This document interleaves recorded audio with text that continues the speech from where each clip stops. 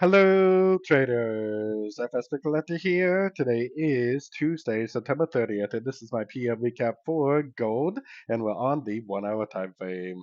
So gold today made a very dramatic turn to the downside, did not break structure, or at least definitely didn't hold below structure, and then almost fully recovered. It's almost all the way back up to the 78% of that whole move down.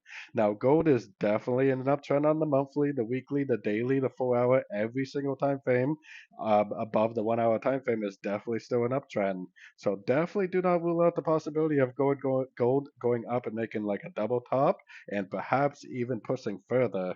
The 100% Fibonacci extension is right around the 3900, 3890 area. I wouldn't be surprised if it pushed up there and maybe even beyond. Maybe get a little ABC pullback and then back up it goes. So anyways, don't forget to check out my website linked over here in the corner. And as always, thank you for watching and happy trading.